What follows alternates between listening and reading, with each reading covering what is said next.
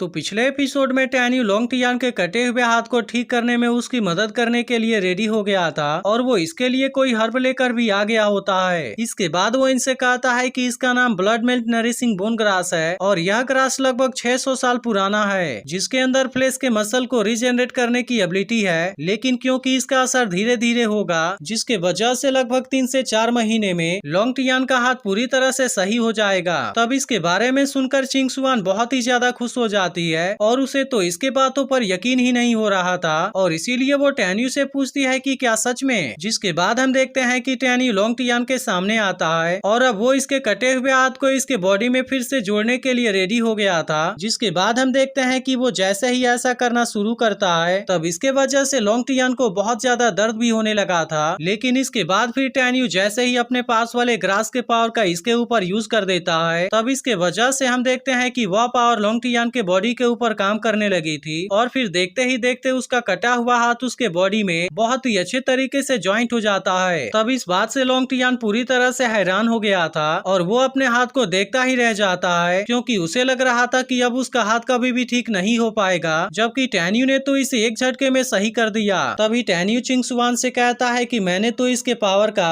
लोंगटियान के बॉडी के ऊपर यूज कर दिया है, जिसके वजह से अभी इसे पूरी तरह से सही होने में कुछ टाइम लगेगा और इसीलिए मैं चाहता हूँ कि इसे सहारा देने में तुम इसकी मदद करो, क्योंकि मैं अभी इटर्नल इमॉर्टल सेक्ट और डिवाइन सोल इमॉर्टल पैलेस के स्टूडेंट के साथ में अपने इस मैटर को पूरी तरह से सॉल्व करना चाहता हूँ और अब इनको यहाँ पर सेफ रहने के लिए बोलकर यहाँ से जाने लगता है। लेकिन तभी लोंगटियान टैन्यू से कहता है कि अगर तुम इसके बारे में बुरा ना मानो तो क्या मैं तुम्हें रिस्पेक्ट देने के लिए टैन सियांडी कह सकता हूँ। तभी हम देखते हैं कि जून भी इसके बातों से एग्री हो गया था और वो भी उससे कहता है कि मैं भी अब से तुम्हें टैन सियांडी कहूंगा। तब इसके बारे में सुनकर टैन्यू खुश हो जाता है और फिर उनसे कहता है कि अगर तुम चाहते हो तो मुझे इस नाम से बुला सकते हो, लेकिन फिर भी सबसे पहले हमें यहाँ से जाना होगा, क्योंकि अभी के लिए यहाँ पर रुकना उतना ज्यादा सेफ नहीं है। अब इतनी बात कहकर वो यहाँ से जाने लगा था। इसके बाद हम देखते हैं कि वे कुछ देर चलने के बाद किसी गुफा के अंदर आ गए थे और वो जगह अभी इनके लिए पूरी तरह से सेफ होता है, इसीलिए वे सभी अब यहीं पर आराम करने का डिसाइड करते हैं, क्योंकि इतने देर तक फाइट करने और जख्मी होने की वजह से वे सब काफी थक गए होते हैं। लेकिन तभी टैन्यू देखता है कि इन चारों के मन में अभी भी कोई बात चल रही है, जिसके बारे में सोचकर वे सब काफी उदास लग रहे थे और इसीलिए टैन्यू उनसे पूछता है कि तुम चारों तो यहाँ पर आ गए हो, लेकिन क्या तुम्हारे साथ वाले लोगों में से और कोई जिंदा नहीं बचा है। तब इसके बारे में सुनकर वे सब काफी उदास हो जाते हैं और फिर लोंगटियान टैन्यू से कहता है कि मेरे एंशिएंट सोल डिवीजन के सभी स्टूडेंट का आइडेंटिटी टोकन मेरे पास में ही है, लेकिन असल में हम चारों के अलावा अब उनमें से कोई भी नहीं बचा हुआ है, क्योंकि इटर्नल इमॉर्टल सेक्ट और डिवाइन सोल इमॉर्टल पैलेस के स्टूडेंट्स ने उन सभी को मार दिया।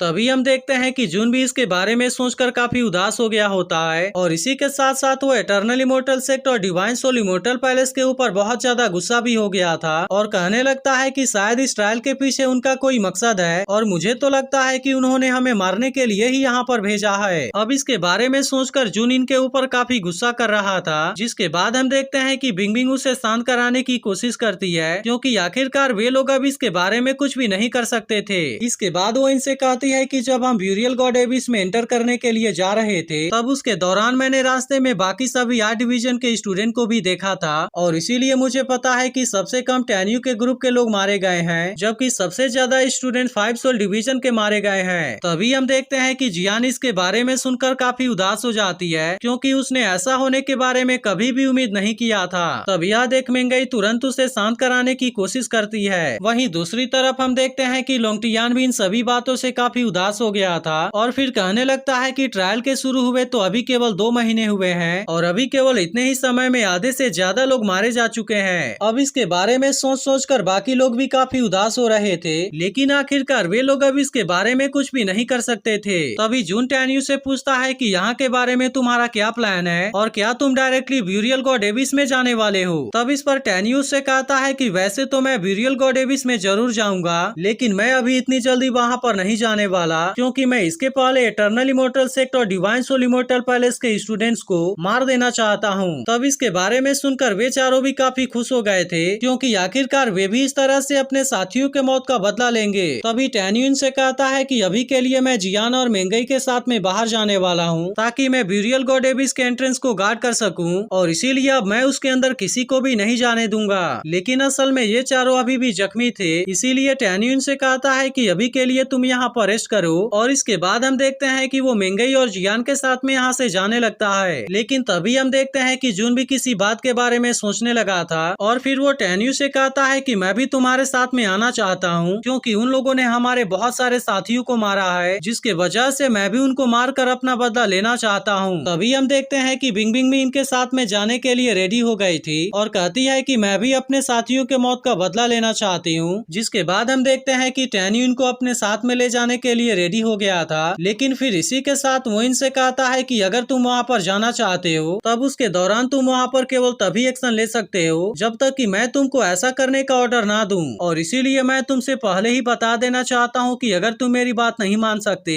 तो उसके बाद फिर तुम्हें मेरे साथ में आने की कोई जरूरत नहीं है। तब इसके बारे में सुनकर जून उससे कहता है कि आखिर तुमने ही तो हमें बचाया है, जिसके वजह से हम तुम्हारी बात जरूर मानेंगे। तब इस पर टैन्यू उससे कहता है कि यह बहुत ही सिंपल है और इसीलिए अब यहाँ पर चाहे कुछ भी हो जाए, लेकिन तुम्हें बिस्ट सोल, होली सोल और 5 सोल के स्टूडेंट को मरने से बिल्कुल भी नहीं बचाना है। तब इसके बारे में सुनकर बिंगबिंग इसके लिए भी रेडी हो जाती है, जिसके बाद लोंगटियान भी कहता है कि आखिरकार तुमने ही तो हमें बचाया है, जिसके वजह से तुम हमारे सेवियर हो और इसीलिए अब तुम इसके बारे में चिंता ना करो। जिसके बाद हम देखते हैं कि चिंगसुआन भी इसके बात को मानने के लिए रेडी हो गई थी और वो भी उससे कहती है कि तुम जैसा ऑर्डर दोगे हम बिल्कुल केवल वैसा ही करेंगे। तब इसके बारे में सुनकर टैन्यू भी इनके ऊपर यकीन करने के लिए रेडी हो गया था और वो इनसे कहता है कि अब से तुम चारों भी मेरे फ्रेंड हो और इस तरह से मैंने तुम्हारे साथ में यह डील कर लिया है। तब इसके बारे में सुनकर वे चारों भी खुश हो गए थे। जिसके बाद हम देखते हैं कि टैन्यू, जून और बिंगबिंग को अपने साथ में लेकर यहाँ से चला गया था, लेकिन लोंगटियान जख्मी होने के वजह से अभी इसमें ज्यादा फाइट नहीं कर सकता था और इसीलिए चिंगसुआन भी अभी उसका ख्याल रखने के लिए इसके साथ में रुक जाती है। जबकि दूसरी तरफ हम देखते हैं कि टैन्यू इनके साथ में यहाँ से चला गया था। इसके बाद अगले सीन में हम यंग मास्टर रुआन को देखते हैं, जो कि एक जगह पर बहुत ही शांति से बैठकर कल्टीवेशन प्रैक्टिस कर रहा था। लेकिन तभी इसी वक्त हम देखते हैं कि एक लेडी इसके पास में आती है और वो इसे बताती है कि एक बहुत बड़ी प्रॉब्लम हो गई है। तब यह सुनकर रुयान उससे पूछता है कि क्या हो गया, जिस पर वो लेडी उससे कहती है कि अभी कुछ समय पहले हमारा जो ग्रुप बाहर गया था उन सभी के आइडेंटिटी टोकन डिस्ट्रॉय हो गए हैं। तब इसके बारे में सुनकर रुयान भी काफी परेशान हो जाता है और उसे समझ में नहीं आता कि आखिर ऐसा कैसे हो सकता है। इसके बाद हम देखते हैं कि वो इसके बारे में युकिन से बात करना चाहता था, इसीलिए वो इस लेडी के साथ में उससे मिलने के लिए चला जाता है। लेकिन असल में युकिन भी इस वक्त यहाँ पर नहीं होती और केवल उसके 4 सर्वेंट यहाँ पर होते हैं। लेकिन रुयान को इसके बारे में कुछ भी पता नहीं था और वो इनसे कहता है कि मैं युकिन के साथ में किसी जरूरी चीज के बारे में डिस्कस करना चाहता हूँ। तब इस पर इनमें से एक लेडी कहती है कि हम भी तो उनके ही आने का इंतजार कर रहे हैं, क्योंकि युकिन असल में 3 दिन पहले वैली को छोड़कर यहाँ से गई थी, लेकिन पता नहीं उनके साथ में क्या हुआ है और वो अभी तक वहाँ से लौटकर वापस नहीं आई हैं। तब इसके बारे में सुनकर रुयान भी थोड़ा सा उदास हो जाता है, क्योंकि अभी के लिए वो युकिन से भी नहीं मिल पाया।